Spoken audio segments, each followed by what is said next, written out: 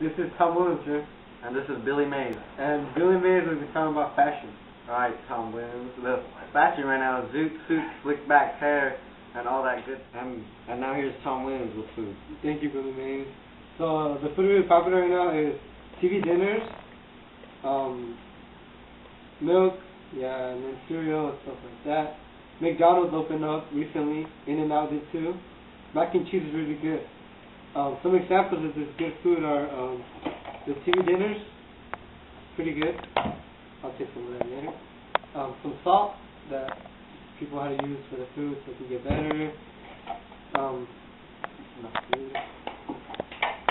Milk. Yeah, good for your muscles. High protein spinach. Yeah. Some chicken noodle soup. In the war, they had to use this because they couldn't like cook food, so they had so fast. And not CPs. Yeah. Canned food was really good back then. And now Metro, Walmart with sports, entertainment, and music. Yeah. In other news, they started playing professional football during the 40s, but it wasn't really that much of a good sport. It was on to baseball, hitting them home runs. Jackie Robinson was the first African American to play in the MLB.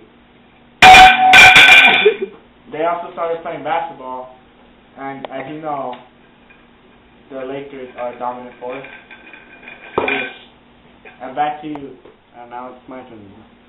Politics right now, the government accuses Harry Truman of being corrupt, as well as the war going on. This is the daily life of a soldier. Hello, America. I am a retired veteran of World War II in the Canadian Special Forces. I was a sergeant major in 2nd Platoon. I was in many battles during the occurrence. In Normandy, which is D-Day, 1944. Battle of Kursk, which is 1943. The greatest tank battle in the history of mankind. Life as a soldier, as I know it, is difficult. You gotta make sure your men are out there. You gotta make sure that they do not fall behind. You gotta make sure that nothing gets left behind, not even a single person, even a corpse. You take that American body with you, and make sure you honor. I will be talking what happened on the Pearl Harbor. It was a peaceful Sunday at the time. It was 6 a.m. It's a Sunday. The Navy gets to relax. We get to be calm. Most everybody was asleep. When it struck 7:56 a.m., our radar detected in other words, unexplainable circulation currents. At first, the captain thought it was just clouds, ended up being Imperial Army net flight zeros, which are bombers, dropping torpedoes and bombing their ships. They took out the strongest ship in the Navy, which is known as the SS Arizona, as well as other ships like the Oklahoma, Tennessee. It all includes SS, that's the sailor ship, for those who know occurred. This occurred on December 7th, 1941. The American people call it the Day of Insanity. At this frightful day, we lost many Americans that drowned, many Americans at sea. Lives were lost. This was a surprise attack from the Japanese people. Many blame Winston Churchill for breaking the code, but not telling us, because he knew that America could save the UK from defeat.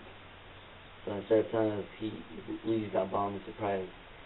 And the Japanese feared that this was waking a great giant, and they succeeded. They awoken the American beast within.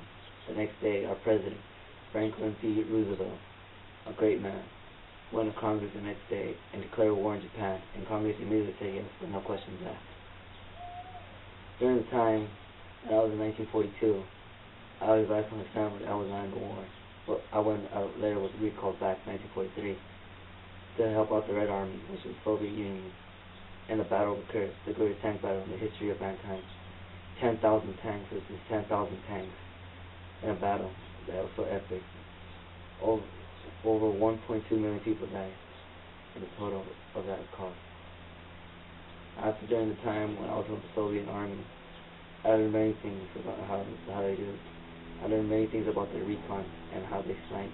And they always say that sniping an enemy is like sniping any wild beast. You have to time it imperfectly.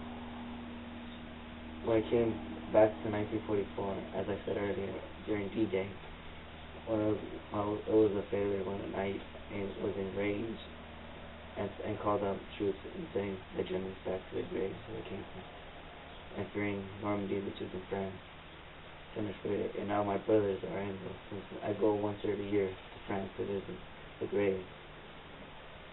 When it reached 1945 on August 6th, which was on a Monday, at 8:12 a.m., I was on a B-29 stratosphere.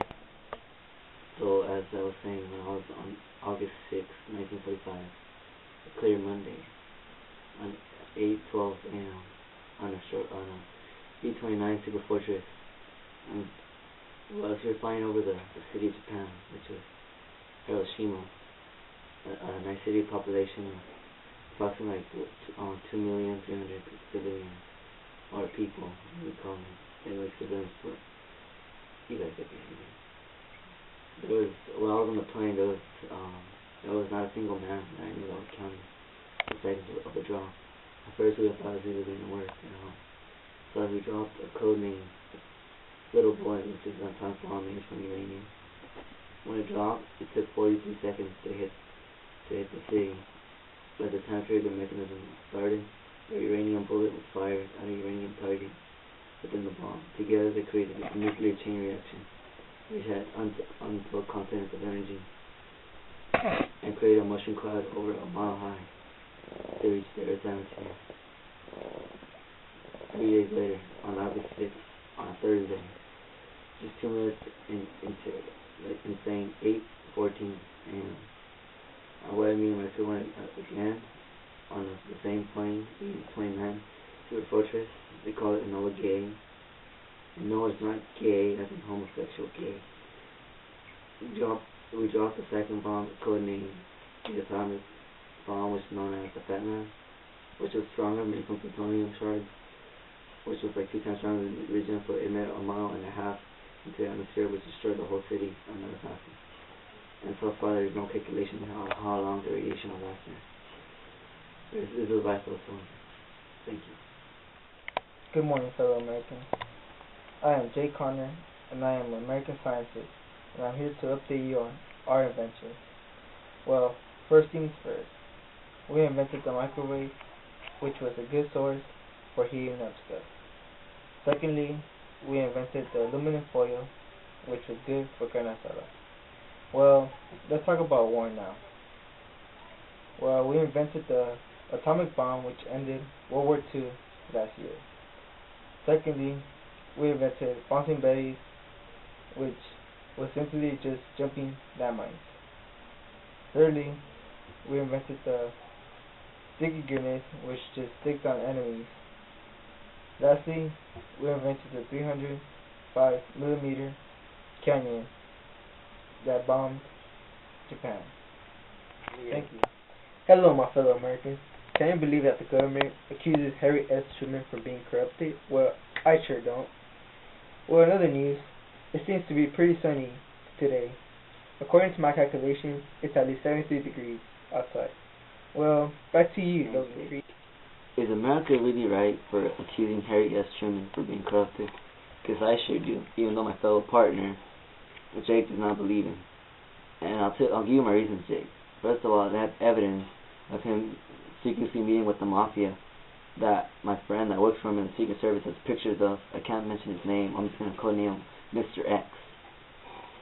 And he has shown me pictures of him meeting with Don Corleone, the leader of the mafia, involving, and there's a suspicion or conspiracy that because of him, his nephew, Bob Miller, became senator of New York because the mafia outstocked the voting periods. There's many contractions against this president for also biologically threatening countries of nuking them if they do not become democratic. Because we all know that communism it's like the best democratic. I'm sorry, even though I'm in live TV right now, and I truly believe that communism is the best, better than democracy. I'm a communist myself. I really don't care if I get arrested right now for saying this. But Harry S. Truman is corrupted. Seen pictures me with Don Corleone. He is a corrupted man. How do you know how he's our president right now, standing? And if you are watching this Harry S. Truman, I really don't give a shit of what you do, because you are not going to. I am expressing my First Amendment of freedom of speech.